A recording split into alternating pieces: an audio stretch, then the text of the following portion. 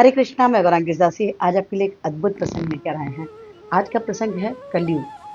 कलयुग का रहस्यात्मक ढंग से हम आपको बताना चाहेंगे कि कलयुग का अंत किस-किस तरीके से हमें मालूम चल सकता है कि कलयुग का अंत आगे बढ़ता जा रहा है।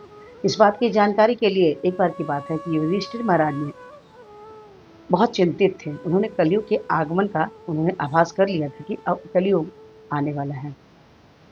तो बहुत चिंतित थे, तो उनके भाई जो हैं अर्जुन आए और पूछे कि क्या बात है भैया? क्या आप बहुत दुखी हैं क्या? कहीं कोई देश हमारे देश पे आक्रमण करने वाला है? मैं अभी उनका अकेले ही उनको नष्ट कर सकता हूँ, उनके राज्य को। तो युधिष्ठिर ने बोला कि देखो मुझे पता है कि तुम बहुत बलवान हो, तुम्हें बहुत कुछ तुम्हारे बहुत शक्तिमान हो और तुम्हारे होते हुए कोई भी हस्तिनापुर पे कोई भी मतलब कि संकट नहीं आ सकता है। लेकिन मैं किसी और कारण से दुखी हूँ। तो भीम बोले कि बताइए क्या बात है भैया? ये आखिर आप इतने दुखी क्यों हैं? हम लोग के होते हुए आपको परेशान होने की क्या आवश्यकता है? तो युधिष्ठिर ने कहा कि मुझे चिंता है कलयुग की। कलयुग के आने के बाद कलयुग का बहुत बहुत बुरी स्थिति होगी कलयुग में लोगों की। आखिर किस तरह की होगी? मुझे समझना है, जानना है। तो उन्होंने कहा कि तो अर्जुन ने कहा कि भैया हम लोग इस बात को जानने के लिए भगवान श्री कृष्ण के पास चलते हैं। वो तो भविष्य को जानते हैं। उन्हें सब पता होता है कि भविष्य में क्या होने वाला है। तो चलिए भगवान कृष्ण से पूछते हैं। सब लोग मिलकर भगवान श्री कृष्ण के पास द्वारिका गए। भगवान श्री कृष्ण ने द्वारिका में आने के बाद पांचों भाइयों का स्वागत किया और बड़े ही प्रसन्न हुए। प्रसन्न होकर उन्होंने पूछा कि आखिर तुम लोगों के आने का क्या कारण है? भगवान श्री कृष्ण के पूछने पर क्योंकि कलयुग जो है अभी तो बहुत कम समय बीता है, कलयुग का बहुत कम समय बीता है। तो उन्होंने पूछा कि कलयुग में क्या होगा? तो भगवान श्री कृष्ण बोले कि मैं ये चाहता हूँ कि तुम लोग खुद इसका अनुभव करो। तो एक काम करो कि आप सभी लोग जो है सब तरफ अलग-अलग दिशाओं में आप लोग चले जाओ और वहाँ जो आपको विचित्र दिखे, वो मुझे आने के बाद आप लोग अपना अनुभव बताइएगा।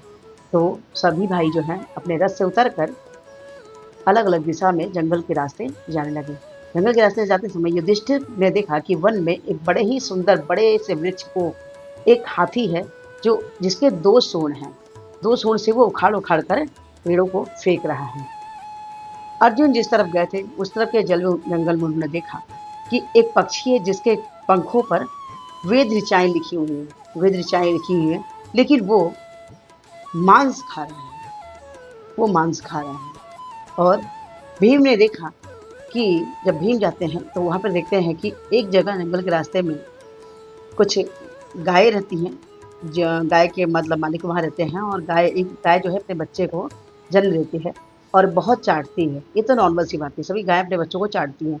लेकिन चाटते उसने क्या किया कि उसके शरीर से को लहूलुहान कर दिया, खून निकलने लगा उस बछड़े के शरीर से। सहदेव गए तो देखा कि एक जगह पर 7 कुएँ रहते हैं, 7 कुएँ रहते हैं और सातों कुएँ में एक कुआँ जो सबसे गहरा रहता है, वो सूखा रहता है, बाकी 6 कुएँ में बहुत सारा जल होता है। और नकुल ने देखा कि एक विशाल पर्वत से बड़ी-सी शिला, चट्टान गिरती हुई चली आ रही है और बड़े-बड़े पेड़ों को उखाड़ती चली जा रही है। उखाड़-उखाड़ के गिरता जा रहा है पेड़, लेकिन एक छोटे से पौधे के पास आकर वो शिला रुक जाती है। ये बात पाँचों भाई जो आते हैं, आकर भगवान श्री कृष्ण को अपनी-अपनी बातें बताते हैं। भगवान श्री कृष्ण बोलते हैं कि ये जो युधिष्ठिर ने बताया कि जो सूँड हाथी के 2 सूँड रहते हैं, तो उन्होंने बताया कि कलयुग में धर्म और अधर्म दोनों ही होगा। जो अर्जुन ने बताया था कि पक्षी के वेद पर ऋचाएँ लिखी हैं और वो मांस खा रहा था, तो उन्होंने बताया कि कलयुग में बड़े-बड़े ब्राह्मण, पंडित जो होंगे, शास्त्री होंगे, लेकिन उनकी प्रवृत्ति बहुत से ब्राह्मणों की ऐसी होगी जो असुरों जैसी होगी, यानी कि मांस भक्षण वो करेंगे। और जो कुएँ की बात उन्होंने बताई, उन्होंने कहा कि बहुत सारे धनाढ्य लोग होंगे, बहुत सारे धनाढ्य लोग होंगे, जिनके पास धन तो होगा, लेकिन कभी भी किसी की मदद करना नहीं चाहेंगे। उनके पड़ोस में कोई भूखा भी सो रहा होगा ना, फिर भी वो उनकी मदद नहीं करेंगे। और जो नकुल ने बताया था कि बड़े-बड़े पेड़ को उखाड़ते-उखाड़ते चट्टान आता है, लेकिन छोटे से पौधे के पास आकर रुक जाता है। इस पर भगवान श्री कृष्ण ने बोला कि ये ऐसा इसलिए होगा क्योंकि चाहे कितने भी कोई पाप कर्म क्यों ना कर ले, लेकिन जो भी कोई भक्ति करता है, प्रेम से भक्ति करेगा, क्योंकि कलयुग में भक्ति भी होगी। जो भक्ति होगी जिसकी, वो इस कलयुग से यहाँ से बाहर जा सकेगा। कलयुग की ये चीज़ें सुनकर सभी लोग बड़े आश्चर्य में हुए। भगवान ने बताया, भगवान श्री कृष्ण ने ये भी कहा कि कलयुग में प्राणियों का उम्र ज़्यादा नहीं होगा, मात्र 20 साल, 12 से 20 साल का उनका उम्र होगा और बहुत ही कम अवस्था में ही वो सब कुछ, मतलब वो बहुत कम उम्र में ही वो रोगी, बीमार और सब कुछ करके मृत्यु को प्राप्त करेंगे। ये होगा कलयुग का, तब कलयुग अपने चरम सीमा पर होगा। ये सारी चीज़ें भगवान श्री कृष्ण ने पांचों भाइयों को बताई थी। ये एक ऐसा रहस्य है जिसके विषय में कहा जाता है गरुड़ पुराण में ये सब बातें, बहुत सारी चीज़ें लिखी हुई हैं। ये प्यारी सी आपको जानकारी जो थी कैसी लगी? अच्छी लगी हो तो प्लीज़ लाइक करें, शेयर करें, सब्सक्राइब करें और इस वीडियो से प्रार्थना कि हमारे पूरे शास्त्रीय प्रवाद में हरे कृष्ण महामंत्र अपने बोले हैं जो कुछ इस प्रकार से है, हरे कृष्ण कृष्ण कृष्ण हरे हरे, हरे राम राम राम हरे हरे।